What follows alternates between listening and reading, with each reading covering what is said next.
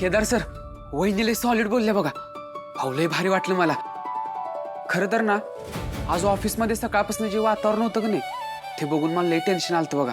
खरं तर सगळी सोडून जातात का काय असं वाटायला लागलो तुम्हाला. स्वाभाविक आहे. पण वहिनीने ना सगळ्यांनीच गप्प केलं बघा. काय बोलल्यात त्या. दयानंद सर खरं तर असं काय करतील असं वाटत नाही बघा मला. नसेल केलं. त्या दिवशी ते ऑफिसला आले होते तेव्हा बी लय अस्वस्थ वाटले बघा मला. ते ऑफिसमध्ये आले होते? हां. कधी?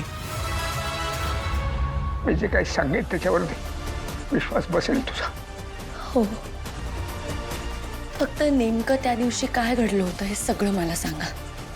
मी आणि जयराम आम्ही खूप जवळचे मित्र होतो. देवकीला मी सोडून निघाल्यानंतर माझा आणि त्याचा काही संपर्कच राहिला नव्हता. मी त्याला खूप शोधण्याचा प्रयत्न केला, पण त्याचा पत्ता नंबर सगळंच बदललं होतं. आणि मग त्याची माझी भेट झाली ती अचानक, जेव्हा मी तुला फोन करून सांगितलं होतं. हो, पण त्यानंतर सुद्धा मी त्याला खूप शोधण्याचा प्रयत्न केला. तू म्हणालीस आपलं बोलणं झालं त्याप्रमाणे, पण काही त्याचा पत्ताच लागला नाही. अचानक काल मला त्याचा फोन आला. त्यांचा फोन आला होता तुम्हाला? पण मग तुम्ही मला तसं काय गडबडीत तुला सांगायचं राहून गेलं ग. बरं, काय म्हणाले ते? मला म्हणाल की मला तुम्हाला अर्जंट भेटायचंय, काहीतरी महत्वाचं सांगायचंय तुला असं मला. आणि एक पत्ता पाठवला त्याने मला मोबाईलवर. मी त्याने पाठवलेल्या पत्त्यावर पोहोचलो. दाराजवळ गेलो, दार वाजवलं. बराच वेळ कोणी दारच उघडे ना. म्हणून मी जास्त ढकललं दार, तर दार उघडत होतं. मी आत गेलो आणि आत जाऊन बघतो तर तिकडे खोपड्यामध्ये जयराम जमिनीवर रक्ताच्या थारोळात पडला होता. मी घाबरून मी धावत त्याच्याजवळ गेलो. जवळ जाऊन बघतो तर त्याच्या पोटात कुणीतरी सुरा खोपसला होता. मी त्याला वाचवण्यासाठी त्याच्या पोटाला सुरा काढला आणि ॲम्ब्युलन्स बोलवायला निघालो तर माझा हात पकडला त्याने. मला माझ्याकडे फार वेळ नाहीये. मी तुझा गुन्हेगार आहे. माझ्याकडनं खूप मोठी चूक झाली आहे. चूक? कुठली चूक? 20 वर्षांपूर्वी देवकीच्या घराला जी आग लागली होती ती आग त्यानेच लावली होती असं तो मला म्हणाला. पण त्यांनी का तुमच्या घराला आग लावली होती? कोणीतरी त्याला तसं करायला पैसे दिले होते असं मला वाटतं. पैसे? हो, बाबा, कोणी दिले होते पैसे? हे सगळं मी त्याला विचारत होतो. हे कोणी असं केलं? कोणी तुला पैसे दिले? हे सगळं सांगायच्या आतच त्याने त्याचे डोळे मिटले. मी त्याला उठवण्याचा खूप प्रयत्न करत होतो. जयराम उठ. अरे हे सगळं तुला माझ्या मुलाला केदारला सगळं खरं सांगायचंय. उठ रे जयराम, उठ. पण खरं सांगतो त्याला मी नाही मारला. मी खरं सांगतो मी नाही मारलं. माझ्यावर विश्वास ठेव ग. मला माहित नाही केदारसाठी आता कसा आणि कुठून पुरावा शोधून लाडू मी. कदाचित माझ्या वस्तीत आता आणखी लावून जाईल. Yes KD sir. Hello Techno, तू पुन्हा एकदा MNNचे CCTV हॅक करू शकतो? ओके, एका मिनिटात शेअर करतोय. परफेक्ट. मला लगेच ॲक्सेस दे. टेक्नो, दयानंद खांडेकर बुधवारी दुपारी 3 वाजता ऑफिसमध्ये येऊन कुठे गेले होते हे चेक कर आणि मला पाठव.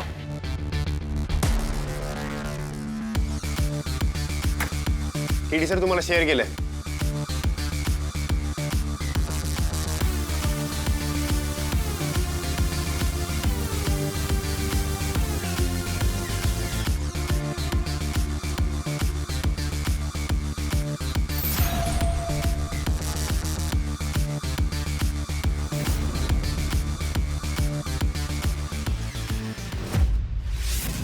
बाबा, तुम्ही शांत व्हा. घ्या पाणी घ्या. आपल्याला असं खचून नाही चालणार आहे. ही केस जर जिंकायची असेल ना तर तुम्हाला खंबीर राहावं लागेल. काय करायला गेलो आणि काय होऊन बसतं काय? केदारला काय वाटेल माझ्या बाबतीत? एक विश्वासघाती बाप, एक खुनी बाप. गेला ग माझा पोरगा माझ्यापासून कायमचा दूर गेला. तारीने तो तुमच्यापासून दूर नाही जाणार आणि तो तुम्हाला लवकरच बाबा म्हणेल. तू इतक्या खात्रीपूर्वक कसं सांगू शकतेस का तारणी? कारण माझा तुमच्यावर विश्वास आहे.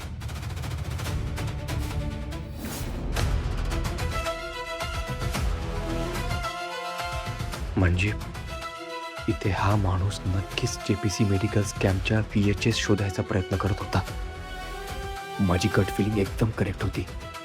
दयानंद खांडेकर विश्वासघाती होता, आहे आणि नेहमीच राहणार. माझी आई म्हणायची, माणसाचे डोळे कधीच खोटं बोलत नाहीत. बाबा,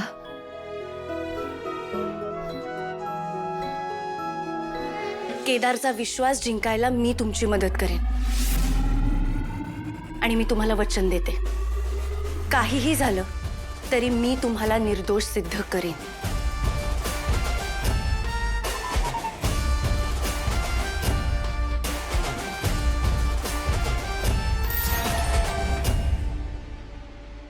खाऊन घ्या आता.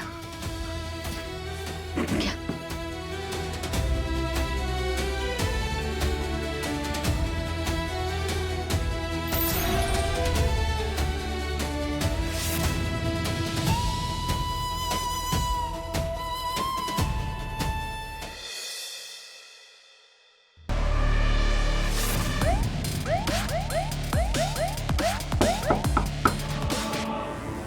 कोण आहे? Boss, KD.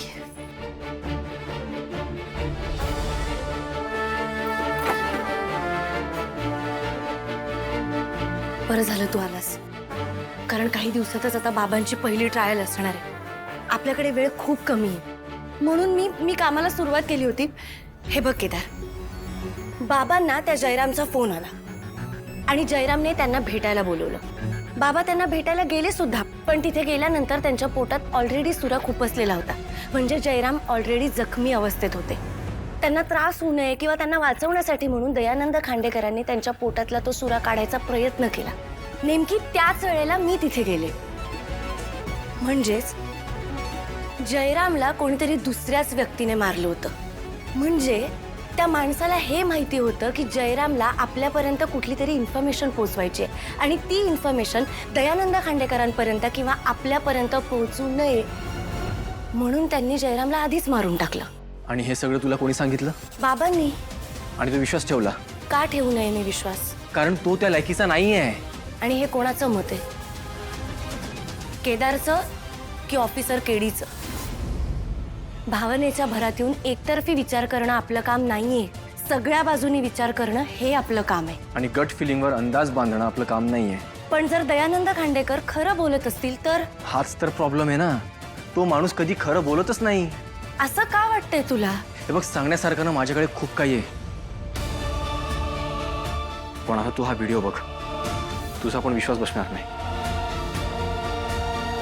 MNNचं CCTV फुटेज आहे. एक माणूस स्टोरेज रूम मध्ये जाताना दिसतोय आणि अगदी अस्वस्थ होऊन बाहेर येताना दिसतोय. म्हणजे तुला असं म्हणायचंय की JPC मेडिकल स्कॅम मध्ये? म्हणायचंय, माझी खात्री आहे हा माणूस ना खूप मोठा गॅमलर आहे आणि या सगळ्या गोष्टींमागे एक मास्टर माइंड आहे, तो म्हणजे हा दयानंद खांडेकर.